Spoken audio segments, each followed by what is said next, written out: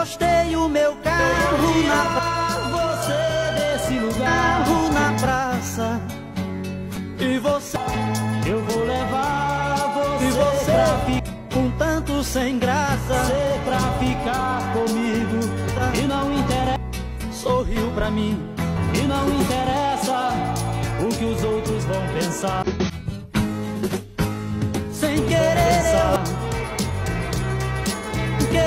eu olhei em seus olhos. Quem nunca se sentiu incompreendido pelo próprio tempo? Quem ousou cantar o que ninguém queria ouvir e por isso foi julgado e perseguido? Eu sou Odair José e minha vida foi marcada por ousadia, coragem e feridas que só a música conseguiu curar. Mas será que alguém realmente conhece a história por trás das canções que mexeram com o Brasil nos anos 70? Nasci no dia 16 de agosto de 1948, em Morrinhos, Goiás. Filho de família simples, cresci cercado de dificuldades financeiras, mas com um desejo enorme de mudar meu destino. Desde criança, a música era minha fuga. Aos 7 anos, já arriscava acordes no violão, tentando transformar sentimentos em sons.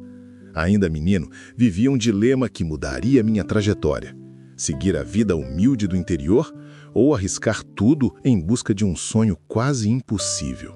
Foi essa inquietação que me levou a deixar Goiás muito cedo em direção a Goiânia e depois ao Rio de Janeiro, onde a vida me apresentaria tanto o estrelato quanto as maiores dores. Me tornei conhecido como o cantor das empregadas domésticas, título que carregava preconceito, mas também revelava a força popular das minhas músicas. Afinal, eu nunca cantei para elites. Minhas letras eram para o povo, para aqueles que viviam dramas silenciosos e que de repente se viam representados em minhas palavras. Mas esse início foi apenas a semente de uma vida que se transformaria em uma mistura de sucesso, polêmica, rejeição e, anos depois, consagração. Minha adolescência foi um tempo de descobertas, mas também de renúncias. Eu sabia que não poderia ter uma vida comum. Enquanto muitos da minha idade pensavam em trabalhar na lavoura ou em empregos simples na cidade, eu sonhava com palcos, microfones e canções que pudessem mudar vidas. Mas como um garoto pobre do interior de Goiás poderia alcançar algo assim? Foi essa inquietação que me levou a abandonar os estudos cedo e a buscar refúgio na música. Aos 15 anos, já me apresentava em bares e clubes, sempre com meu violão, ganhando pouco, mas alimentando a chama de um sonho que parecia distante. Minha família nem sempre entendia minhas escolhas. O caminho que escolhi era instável, incerto e perigoso. Mas a arte já corria em minhas veias, e eu não conseguia desistir. Quando decidi partir para o Rio de Janeiro, eu levava apenas coragem e fé. Foi lá que enfrentei minhas maiores provações. Vivi dias de fome, dormi em pensões baratas e até em locais improvisados, mas cada dificuldade parecia me empurrar ainda mais para frente. Foi nessa fase que comecei a compor de forma mais intensa, traduzindo em música tudo aquilo que eu via ao meu redor. Desigualdade, amores proibidos, dramas familiares. Eu estava longe de imaginar, mas aquelas letras, que muitos chamariam de ousadas e até escandalosas, seriam a marca registrada da minha carreira. No início dos anos 70, eu já circulava pelos bastidores de gravadoras tentando mostrar minhas composições. Mas não foi fácil. Muitos diziam que minhas músicas eram fortes demais, que falavam de temas que não combinavam com o romantismo açucarado da época.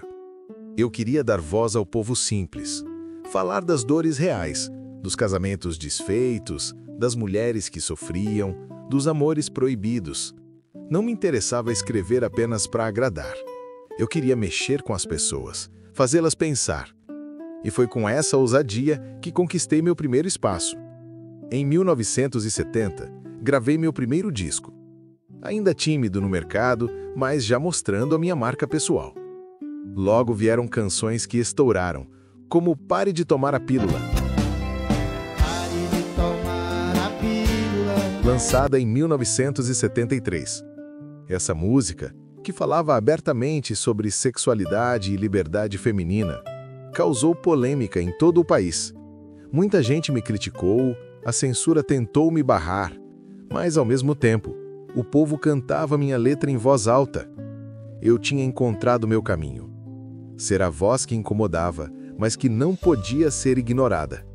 Foi nesse período que comecei a ser chamado de cantor das empregadas domésticas. Um rótulo que muitos usavam de forma pejorativa, mas eu nunca vi isso como ofensa.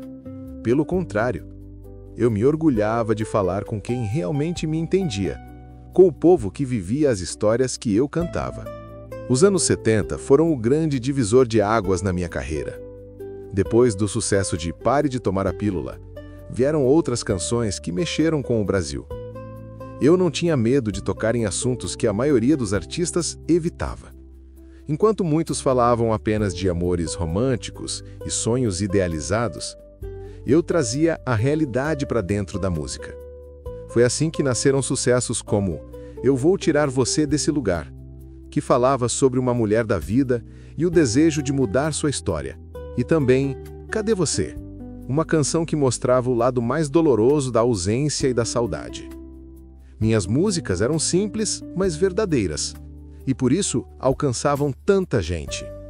O auge veio quando eu passei a ser reconhecido em todo o país. Meus discos vendiam milhões de cópias.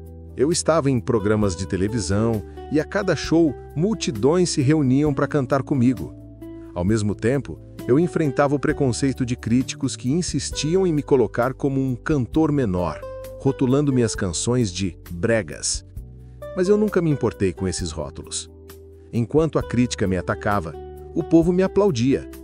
Eu aprendi a aceitar que o meu lugar era ao lado de quem se emocionava com minhas letras. Afinal, era por essas pessoas que eu escrevia. E era nelas que eu encontrava força para seguir adiante.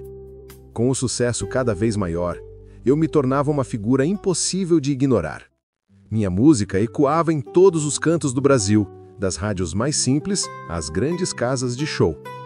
Mas foi também nessa fase que enfrentei um dos maiores desafios da minha carreira: a censura.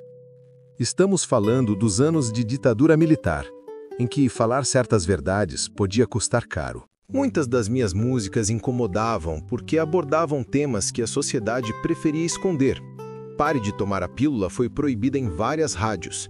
Já Eu Vou Tirar Você Desse Lugar chegou a ser mal vista pelas autoridades por dar voz a uma classe marginalizada. Pare de tomar a pílula, vou tirar você desse lugar. Mas eu não me calava.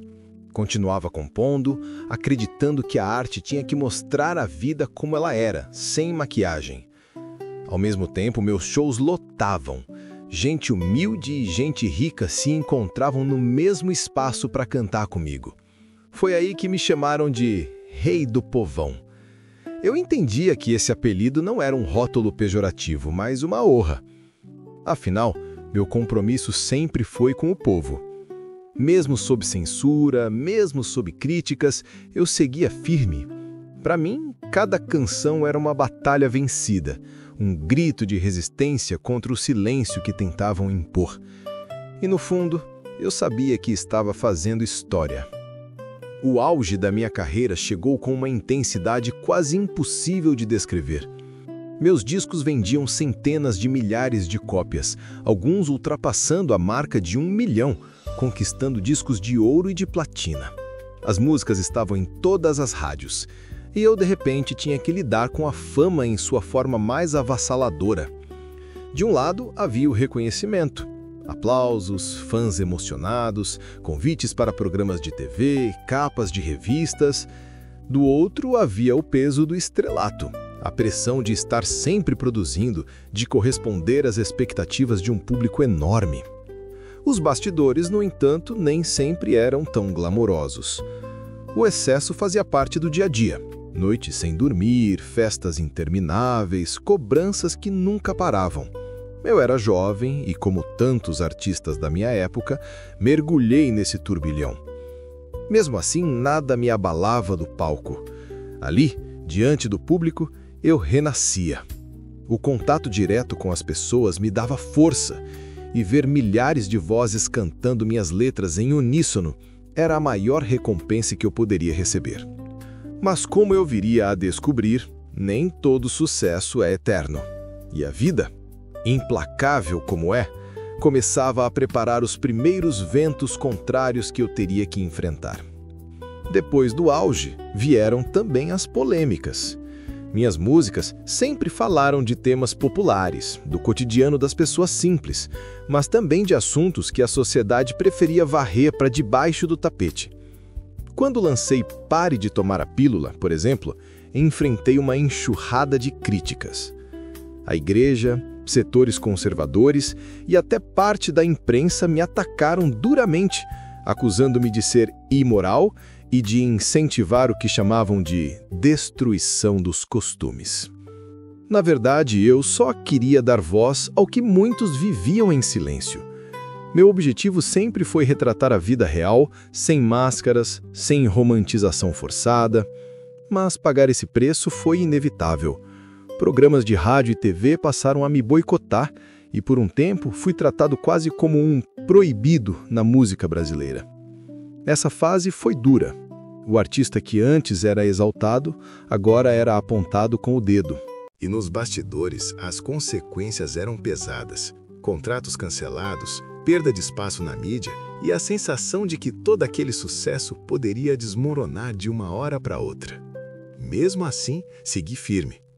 Se tinha algo que eu não sabia fazer, era calar minha verdade.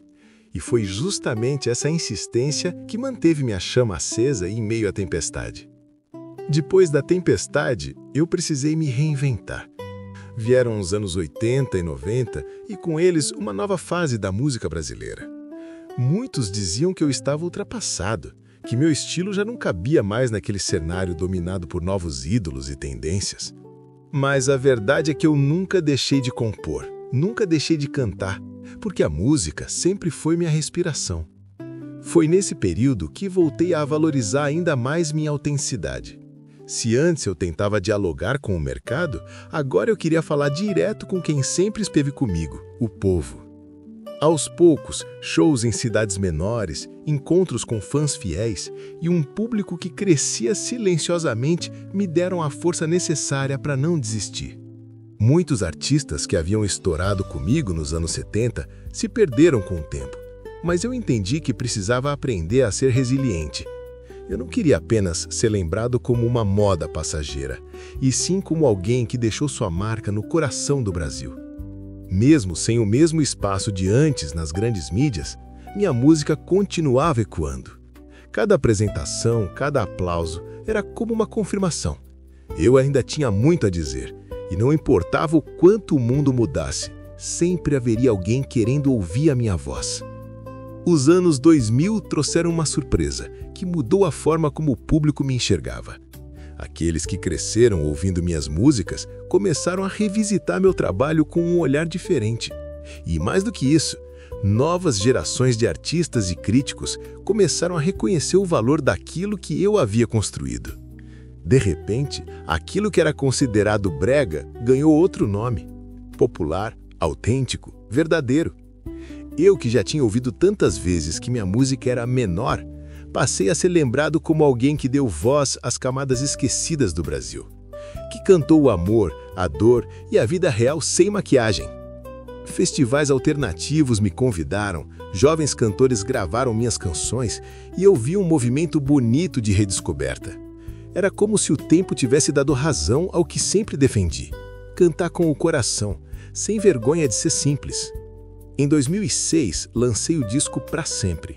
E em 2015 veio Dia 16, ambos muito bem recebidos. Não eram apenas trabalhos novos, eram testemunhos de que eu seguia vivo, criativo e conectado à minha essência. Eu me reinventava sem perder a identidade. Depois de tantos altos e baixos, foi emocionante perceber que o respeito finalmente chegava. A crítica que antes me virava as costas, agora me aplaudia. E eu, em silêncio, agradecia a Deus e ao público que nunca desistiu de mim.